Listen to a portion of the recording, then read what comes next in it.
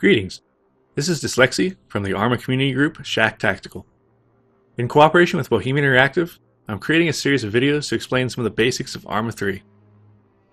I'll be using the Arma 3 Alpha as my backdrop to this.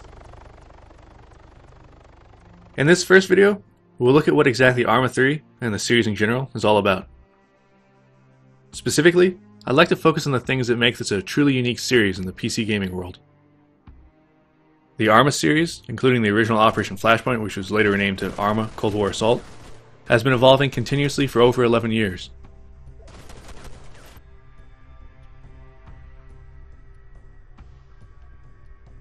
At its core, Arma is a military sandbox experience. It's basically the Minecraft of military sim games. Or Armymen, if you will. Keep in mind that the Arma 3 Alpha is oriented towards focusing on the infantry feature set of the game, but the possibilities extend well beyond that. Arma allows you to participate in simulated combat at all levels. You can choose to be an infantryman, drive a car or a tank, fly a helicopter, a jet, drive a boat, jump out of a plane, act as a forward observer or a sniper.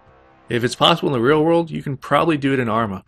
Now, with that being said, Arma is not a hardcore simulation of every platform involved in modern and future combat like you see in a focus sim.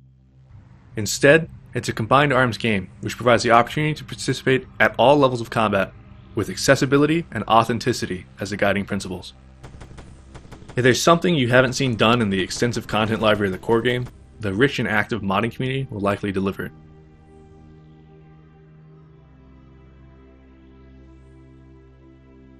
This is another key point.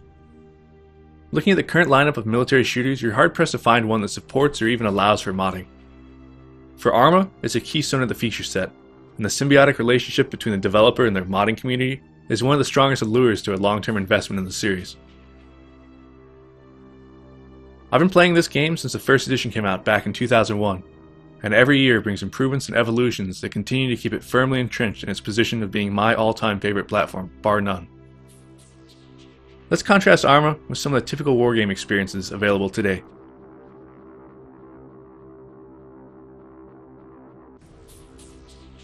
Let's talk about terrains, or maps as they're frequently called. This right here, you might see something this size in your typical console-ported shoebox FPS these days. But panning back, it's just a tiny slice of the small island of Stratus. This whole island is about 20 square kilometers. The main terrain of the game, by comparison, is about 270 square kilometers. The hills, the forest, the background, it's not a backdrop, it's as real as anything else in the game. If you want to have a firefight over there, there's nothing stopping you. There's no invisible walls, no encouragements to get back in the fight because you're leaving the boundaries. This entire island is a canvas. Bohemia paints their pictures through the single player and multiplayer content, but they give all of us the tools to imagine it however we see fit. It's a living world with real-time day-night cycles, clouds, tides, an accurate starscape which can even be used to navigate in a pinch, rain, fog, lightning, wind, waves. Altering the conditions alone can have a huge impact on any given scenario. What if a battle was at night instead of the day? What if you didn't have night vision? What if it was storming?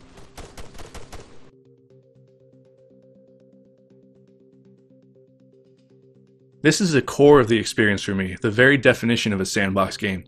You can choose exactly how you want to experience it. Whether it's single player or multiplayer, every facet is configurable to deliver exactly what you're interested in.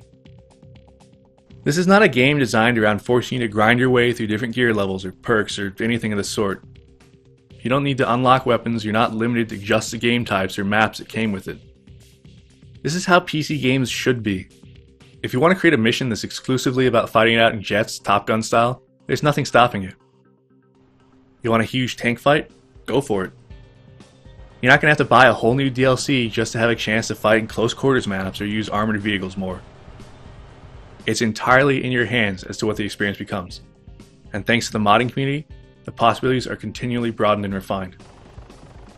The Arma community is vast. Whether you want full-on military simulation or a more relaxed environment, or maybe you just want to jump in and get playing, there's a group or a server out there for you.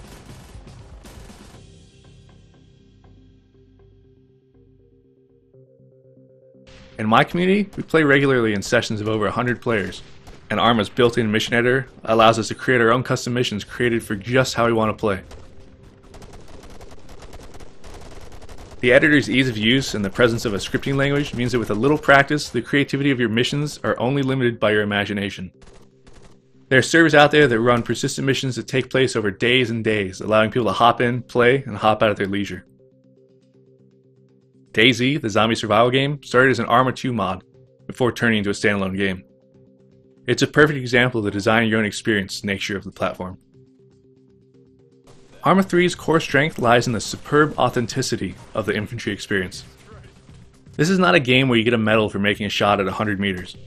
If you want to impress someone, try 10 times that distance.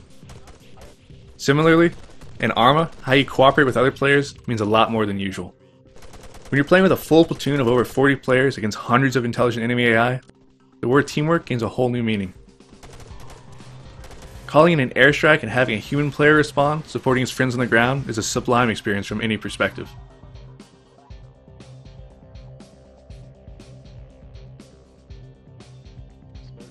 That same sandbox nature that lets you create huge missions with hundreds of enemies also lets you draw inspiration from military history, current events, or just something you find interesting, and recreate it virtually.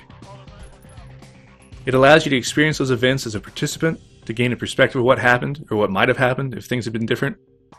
It's a perspective that books, movies, and more rail-oriented Hollywood shooters simply can't provide. Whether it's Vietnam, Mogadishu, Iraq, Afghanistan, Cold War gone hot, World War II, or III for that matter. Once the mod community has a crack at it, you'll be able to do all that and more. Arma 3 is about choosing or even crafting the experience that you want. It's a platform of incredible depth and potential thanks to a developer that stands firm as one of the few in the FPS realm to offer robust and meaningful mod support, in an age when most companies are too worried about how mods are going to hurt their DLC sales and bottom line. Arma 3 is a no-compromise PC game at heart. It's as close as you can get to the full spectrum of combined arms warfare without getting dirty or getting dead. If you ask me, Arma 3 is the ultimate military sandbox. All you have to ask yourself is, what do you want to do with it? For more community guide videos, be sure to subscribe to the official Arma 3 YouTube channel. For other Arma 3 updates, keep track of the official website, Facebook, and Twitter pages. If you'd like more in-depth tutorial and large-scale multiplayer gameplay of Arma 3 and the previous Arma games, I'd also recommend you check out my personal channel here. This is Dslyecxi, and I'll see you on Stratus.